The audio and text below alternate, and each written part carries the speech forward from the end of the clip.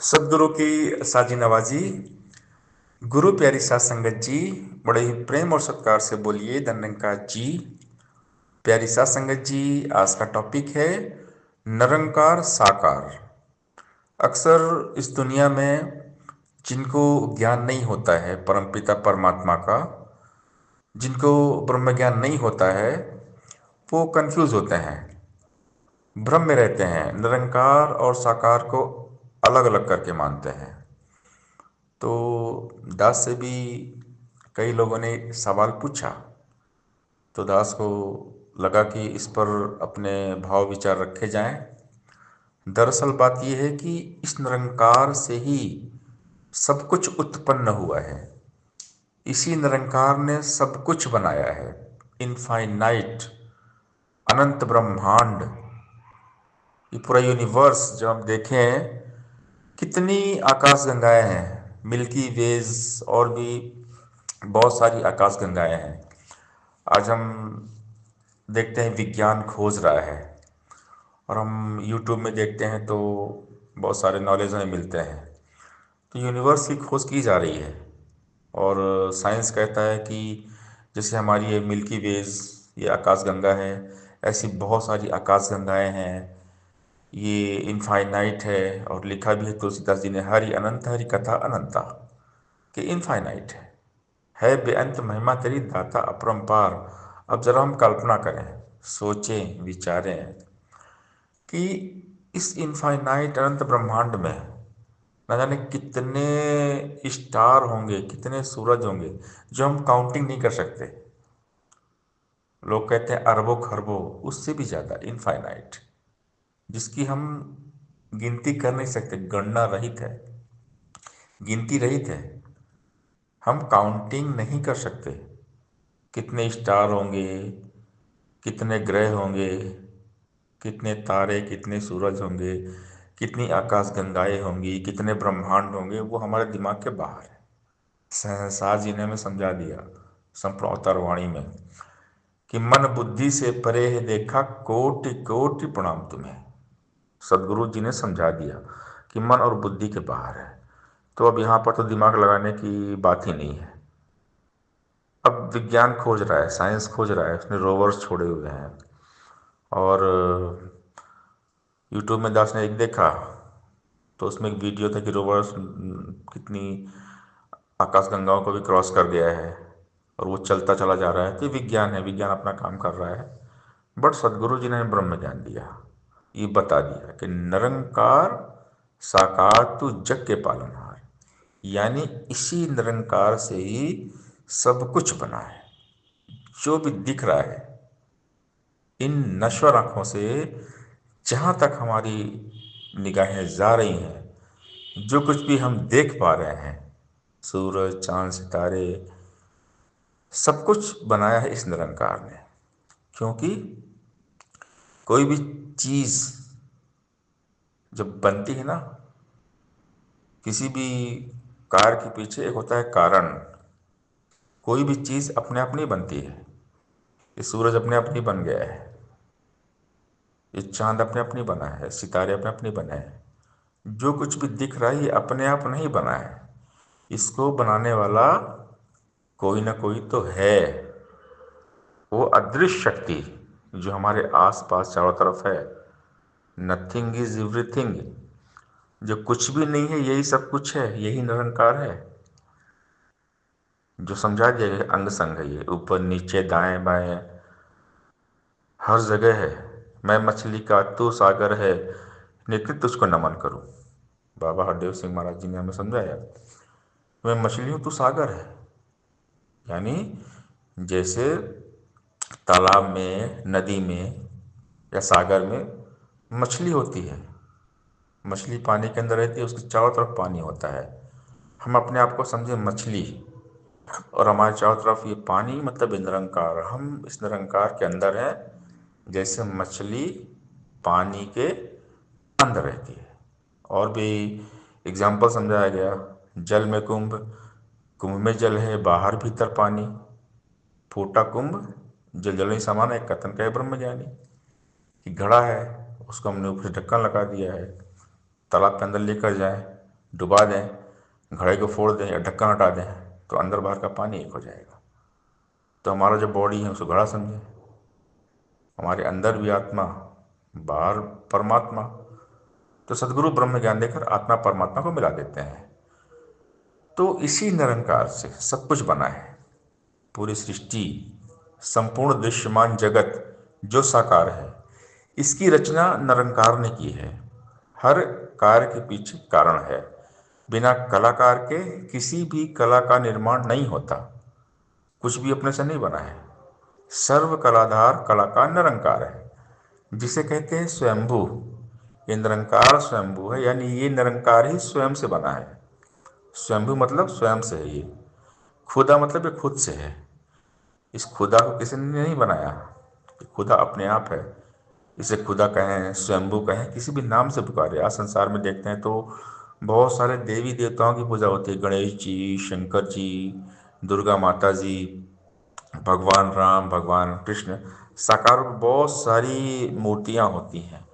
तो जितने भी साकार रूप है सब निरंकार हैं। ये निरंकार ही है, लेकिन हम, हमारी आस्था श्रद्धा साकार उस मूर्ति में है। तो हमने ये समझना है कि सारी शक्तियां निरंकार हैं, सारी शक्तियां अदृश्य हैं और सब निरंकार के ही रूप हैं, अलग कुछ भी नहीं है। बस हमने अपनी अपनी सोच विचार के मुताबिक, अपनी कल्पना के मुताबिक हम जिन भी भगवान को मानते हैं, हमारी आस्था है, श्रद्धा है, विश्वास है। भगवान राम जी त्रेता युग में थे। अब उनकी रियल फोटो, रियल पिक्चर तो हमको पता नहीं है, बट भगवान राम जी धनुष बाण लिए थे, उस सबसे फोटो बना दी गई। भगवान कृष्ण बंसी बजाते थे, उनकी फोटो बना दी गई। आस्था है, श्रद्धा है, विश्वास है हमारी, हम पूजा करते हैं, अच्छी बात है। लेकिन अब रामचरितमानस में भगवान राम का पूरा बायोग्राफी है, पूरा जीवन चरित्र है। तुलसीदास जी ने लिखा कि बिन पग चले सुने बिन कान, यानी बिना पैर के चलता है, बिना कान के सुनता है। कर बिन कर्म करे बिन नाना, बिना हाथ के सारे काम करता है, यानी ये निरंकार है। तुलसीदास जी ने समझा दिया कि बिन पग चले सुने बिन काना, कर बिन कर्म करे बिन नाना, आनंद रहे सकल रस भोगी, बिन वाणी बक्ता बढ़ जोगी। यानी राम जी निराकार है, कृष्ण जी निराकार है। भगवत गीता पढ़ें, भगवान ने जिक्र किया है कि अर्जुन, मैं तुझे अविनाशी रूप का, मेरे अविनाशी रूप का ज्ञान दे रहा हूँ। उन्होंने विश्व दर्शन रूप दिखाया। हम गीता पढ़े, यानी विश्व दर्शन रूप मतलब निरंकार। विश्व दर्शन रूप यानी भगवान ने दिखा दिया, देख मुझ में, सूरज चांद सितारे सब मेरे अंदर ही हैं, सारे देवी देवताओं को मेरे अंदर ही देख। सब दिखाया। हमने महाभारत देखा होगा, गीता का वो सीरियल देखा होगा जब भगवान ने विराट रूप दिखा दिया। यानी भगवान कृष्ण के अंदर सब दिखाए, सारे देवी देवता, जितने भी पूरे यूनिवर्स, सब भगवान के अंदर दिखाई दिया। यानी कृष्ण निरंकार है, सब कुछ निरंकार है। निरंकार के सिवा कहीं कुछ भी नहीं है। अब हर देवी देवता हम कहीं भी ध्यान करते हैं, यानी निरंकार है, क्योंकि निरंकार ही तो हर जगह है। अब हम यदि हमें ब्रह्म ज्ञान नहीं है, लेकिन हम किसी न किसी देवी देवता को मानते हैं। हम वैष्णो माता रानी को मानते हैं। अब हम रहते हैं एमपी में, और वैष्णो माता का मंदिर तो दूर है, कटरा में है वो, लेकिन हम ध्यान तो करते हैं। तो ध्यान क्या है? ध्यान ही तो निरंकार है। हमने ध्यान किया माता का, तो माता तो निरंकार है। या हम किसी भी देवी देवता को माने, सब निरंकार है, उनका रूप, रियल रूप निरंकार है। तो साकार से निरंकार, निरंकार से साकार है, कि जो दिख रहा है ना, वो एक दिन सब निरंकार हो जाएगा। ऊपर देख जरा तू बंदे, सूरज चांद सितारे हैं, एक दिन चमक मिटेगी इनकी, मिटने वाले सारे हैं। साइंस ने समझा दिया कि सब कुछ मिटने वाला है, सूरज चांद सितारे सब मिटेंगे। तो मिटेंगे तो निरंकार हो जाएंगे। हमारा शरीर, हमारा बॉडी, ये नश्वर है, ये मिटेगा, लेकिन आत्मा अमर है, आत्मा निरंकार है। तो हम क्या है? हम तो खुद आत्मा है, लेकिन अपने आप को हम शरीर मानते हैं। लेकिन वास्तव में हम शरीर नहीं, हम तो आत्मा है। और ये हमारा जो बॉडी है ना, ये भी मिट्टी हो जाएगा, ये राख हो जाएगा, यानी किसी न किसी रूप में मिट्टी के छोटे टुकड़े हो जाएंगे। राख के भी कण होते हैं, कितने छोटे टुकड़े करेंगे, लास्ट में क्या बचता है? सूक्ष्म से सूक्ष्म निरंकार बचता है। हम किसी भी कण के टुकड़े करें, जो पार्टिकल्स आज साइंस बोलता है, इलेक्ट्रॉन है, प्रोटॉन है, न्यूट्रॉन है, इनको छोटे छोटे पार्टिकल्स करेंगे ना, तो लास्ट में साइंस कहता है कि एक एनर्जी बचती है। जब टुकड़े टुकड़े लास्ट में जाते हैं ना, एनर्जी एक शक्ति है। तो एनर्जी शक्ति क्या है? निरंकार है। यानी निरंकार सूक्ष्म से भी सूक्ष्म है, जो इन नश्वर आंखों से नहीं दिखता है, लेकिन इसकी फीलिंग होती है, इसकी ब्रह्मानुभूति कराई जाती है सदगुरु कृपा से, ब्रह्म ज्ञान के द्वारा इस ब्रह्म निराकार की अनुभूति होती है।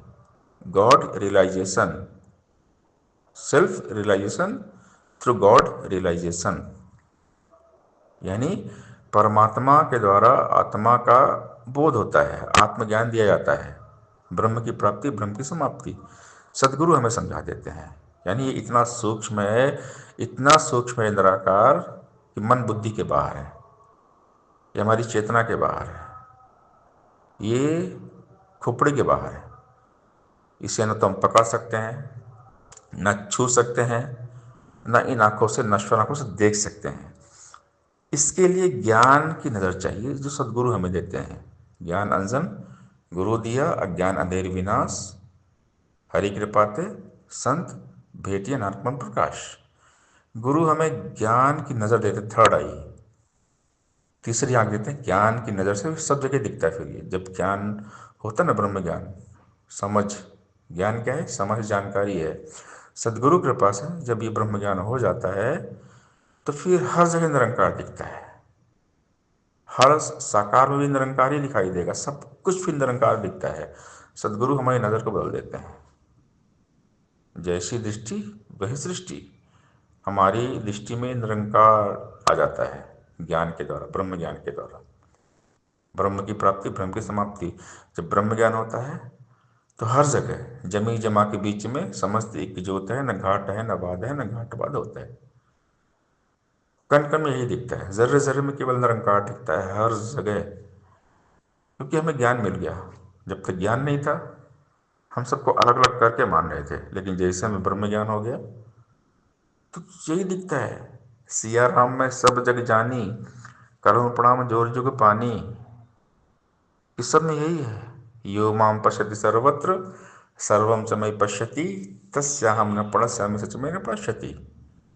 भगवान कृष्ण कहते हैं, जो सब में मुझको देखता है और मुझ में सबको देखता है, वही ज्ञानी है। यानी ब्रह्म ज्ञानी ही सब में निरंकार को देखते हैं और निरंकार के अंदर सबको देखते हैं। ये इस पूरे में पूरा है। ओम पूर्णमदः पूर्णमिदं पूर्णात् पूर्णमुदच्यते, इस पूरे में पूरा समाया हुआ है। सब कुछ निरंकार है, निरंकार के सिवा कहीं कुछ भी नहीं है। सारे देवी देवता सब निरंकार हैं। तो ये कन्फ्यूज़न, ये भ्रम ज्ञान होने के बाद दूर हो जाता है।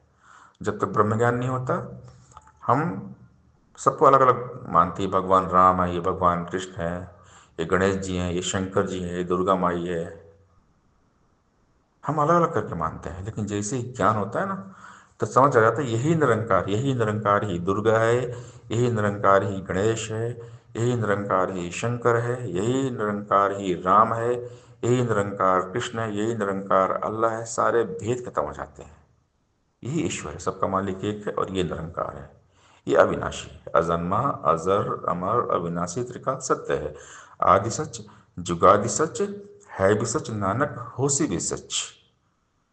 तो यही सब जगह है, इसके सिवा कहीं कुछ भी नहीं है। तो ये नज़र सदगुरु हमें देते हैं ब्रह्म ज्ञान के द्वारा, ब्रह्म की प्राप्ति, ब्रह्म की समाप्ति। सत्संगत जी, प्यार से बोलिए धन्यंकार जी।